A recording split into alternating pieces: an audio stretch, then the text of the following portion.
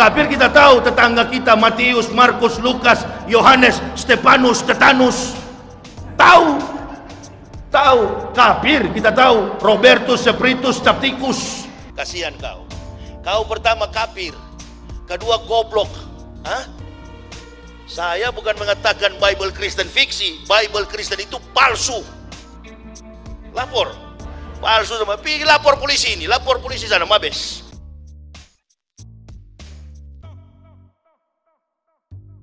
Yang bisa laporin gua ke polisi, gua kasih uang loh. Nih gua nih Nabi ke-26, Joseph Paul Zhang.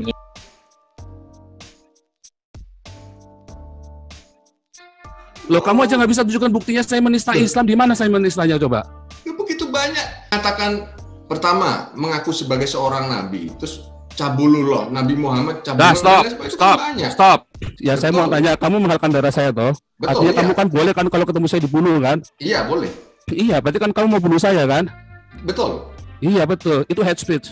Kamu dulu waktu jadi Kristen, kamu pernah menghalalkan darah orang lain nggak? Saya yakin nggak pernah. Saya tahu dari teman-teman kamu di GPP Surabaya, kamu dulu orang baik. Setelah kamu jadi orang Islam, kamu sekarang menghalalkan darah saya dan mengajak orang lain untuk membunuh saya. Ya, itu hate speech.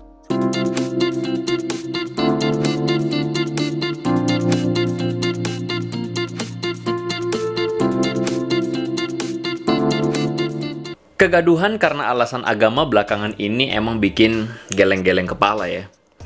Nah, perhatian saya ini tertuju pada beberapa komentar di lini masa konten-konten yang saya buat. Beberapa di antaranya mengaku sebagai kaum agnostik atau ateis yang mentertawakan perilaku kaum yang mengaku beragama ini. Nah, saya kesulitan menampilkan komentarnya karena udah kebanyakan komen, jadi saya nggak tahu di mana. Jadi saya nggak sempat mengcapture-nya. Mohon maaf. Namun saya tertarik mengangkat perspektif kaum yang terpinggirkan ini. Judul yang Anda lihat ketika melihat video ini mungkin terdengar provokatif. Anda mungkin bertanya, loh, kok Andre kok ngapain bikin video kritik agama kayak begini? Nah, alasan saya ada dua. Yang pertama, saya tidak ingin semangat kritis kaum milenial dikebiri oleh dalil-dalil agama yang anti kritik terkesannya. Dan yang kedua, saya ingin agar generasi masa depan Indonesia adalah generasi yang beragama dengan akal sehat. Tidak mudah terprovokasi dan dimanipulasi oleh para pemuka agama. Nah, kultur Indonesia memang mengakar kuat pada agama. Tetapi jangan lupa, kelompok yang menamakan diri agnostik atau kelompok lainnya, ateis misalnya, adalah kelompok yang memang eksis. Mereka ada di sekitar kita. Bahkan, mungkin Anda yang menonton video ini menggolongkan diri ke dalamnya. Nah, meski tidak secara terang-terangan menyatakan diri, kelompok ini turut merasakan getirnya sentimen orang atas nama agama terhadap mereka. Benar, semakin menyaksikan segala pertentangan belakangan ini akibat agama, kelompok ini malah makin alergi dengan yang namanya agama itu sendiri. Agama yang seharusnya bikin waras, tetapi malah bikin panas. Bukannya bikin tentram, tapi malah bikin geram.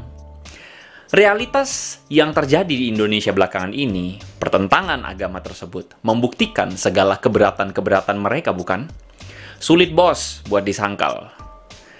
Nah, jadi nggak heran agama-agama ini malah bukannya bikin orang makin percaya kepada Tuhan, malah makin menjauh dari Tuhan. Entahkah dari Islam, atau dari Kristen, atau dari agama-agama yang lain. Nah, saya respect kepada mereka-mereka ini. Setidaknya, saya respect karena hati nurani dan akal sehat mereka menyadari bahwa agama seharusnya membawa dampak yang lebih baik.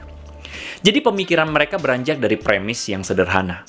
Pertama, Tuhan seharusnya pribadi yang baik, yang berimplikasi pada ajarannya yang membawa kebaikan. Nah, agama adalah representasi dari ajaran Tuhan tersebut, sehingga agama pun seharusnya membawa kebaikan. Masalahnya adalah, yang kedua nih, fakta di lapangan menunjukkan bahwa banyak kasus perkelahian, kekerasan, bahkan persekusi dengan menggunakan dalil agama. Dan ini sulit sekali disangkal. Malah katanya agama yang dibela. Maka tidak heran, logika sederhana ini bermuara pada sebuah kesimpulan. Entah antara agamanya yang salah atau Tuhannya yang salah. Jika agamanya salah, maka tidaklah perlu beragama. Atau jika Tuhannya salah, maka memang tidaklah perlu bertuhan. Malah, mungkin Tuhan pun tidak ada. Nah, saya percaya millennials adalah kelompok yang paling bergumul dengan hal ini. Millennials adalah kelompok yang kritis, idealis, bahkan mungkin yang paling mengalami pergulatan keimanan mereka di dalam diri mereka. Berita-berita yang mereka baca, yang mereka lihat, menunjukkan ironi di dalam hidup. Kita lelah dengan banyaknya bencana alam, kelaparan, peperangan, perampokan, pemerkosaan. Nah, jika Tuhan ada, di manakah Tuhan? Ataukah jangan-jangan Tuhan sudah mati? Nah, malah yang kita tonton adalah sekelompok orang yang sibuk membela Tuhan. Entahkah dengan argumentasi yang malu-maluin, atau dengan cara yang justru makin menunjukkan kesalahan agamanya. Akan ungkap salah satu dosa Yesus yang ada di dalam Bible. Yesus menyuruh murid-muridnya untuk mencuri seekor keledai betina dan anaknya. Dan jika kita tanya kepada orang-orang kafir, kenapa kalian mencuri? Pasti jawabannya tidak lain tidak bukan, umat Kristen membutuhkannya. Sama seperti yang Yesus ajarkan. Di negara yang mayoritas muslim ini, fenomena klasik yang cukup ironi adalah seringnya kita mendengar orang yang kehilangan sandal di masjid. Bener nggak? Betul nggak? Konyol memang kelakuan para pengasong agama ini. Nah, jujur, saya sangat memahami ada begitu banyak kekecewaan terhadap agama, atau bahkan terhadap Tuhan. Jauh di dalam hati kita ingin percaya kepada agama, atau setidaknya percaya akan adanya Tuhan. Namun ketika mengamati dan mempelajari agama itu sendiri, tidak jarang kita akhirnya berkesimpulan bahwa ada banyak hal yang janggal di dalam ajaran agama-agama. Nah, jika kita kritis terhadap agama, maka kita akan makin menemukan, maaf, ada banyak celah di sana-sini. Jadi cukuplah sudah, agama sudah tidak lagi relevan dengan zaman ini. Begitu mungkin pikir mereka. Nah, sedihnya adalah kelompok yang mengemban otoritas agama seringkali bersikap resistan terhadap kaum yang kritis ini, pemuka agama. Nah, alih-alih memberikan penjelasan, malah makin geleng-geleng liatnya. Nah, berikut adalah 2 respon blunder yang seringkali jadi jurus pamungkas kelompok para pemuka agama ini.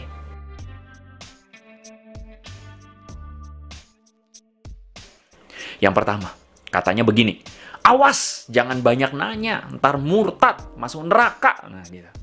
Nah, respon resistan seperti ini sebenarnya adalah respon yang intimidatif, jujur, menandakan ketidakdewasaan dan ketidakmampuan para pengemban otoritas agama tersebut untuk menghadapi sikap yang kritis.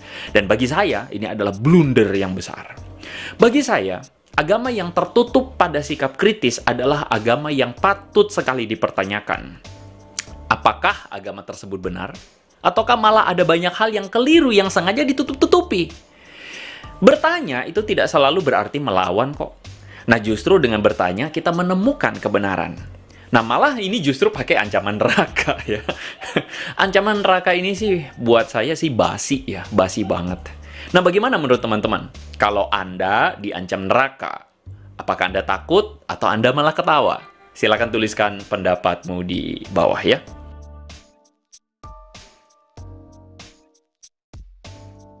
Jurus yang kedua, kelompok ini mengatakan, pemuka agama mengatakan, udahlah imani aja, mengenal Tuhan gak pakai logika, tetapi pakai iman. Nah, ini jawaban yang mendingan, gak pakai ancaman. Nah, respon seperti ini bagi saya adalah ketidaktepatan nalar seseorang di dalam beriman. Biasanya mereka menggunakan dalil-dalil tertentu di dalam kitab suci untuk membenarkan argumentasi mereka. Tapi sekali lagi, bagi saya ini blunder.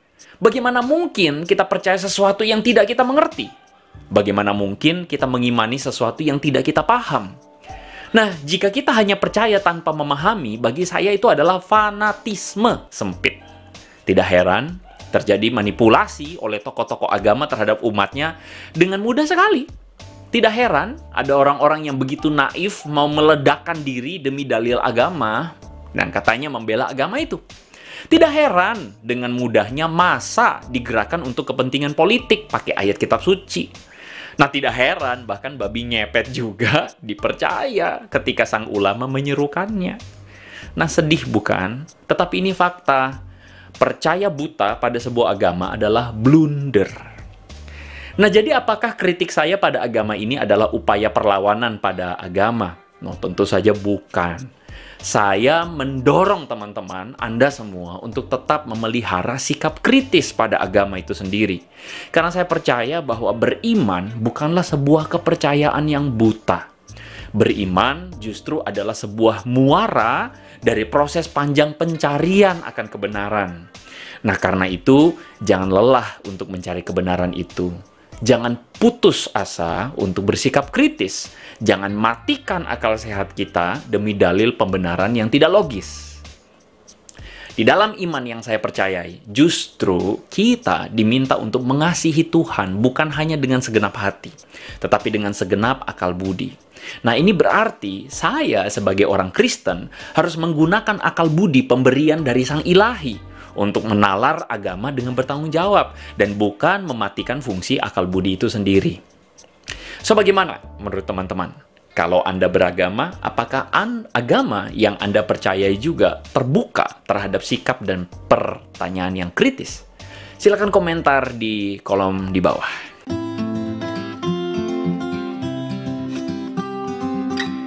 Nah, seperti statement video saya di awal, saya membuat video ini karena dua alasan. Yang pertama, saya tidak ingin semangat kritis kaum millennials dikebiri oleh dalil-dalil agama yang anti kritik. Dan yang kedua adalah saya ingin agar generasi masa depan Indonesia adalah generasi yang beragama dengan akal sehat, tidak mudah terprovokasi dan dimanipulasi oleh para pemuka agama. Jadi apapun agama Anda, saya mengajak Anda untuk menalar agama Anda dengan akal sehat dan bertanya, apakah memang benar apa yang saya imani? So, semoga video kali ini, opini saya dan kritik saya ini mencerahkan kita dan menjadi berkat untuk setiap kita. Menolong kita untuk beragama dengan sehat dan beragama dengan benar. So, kita ketemu lagi di konten berikutnya, konten-konten yang menjadi berkat, konten-konten yang berkualitas. So, make it simple, make it meaningful, may God bless you.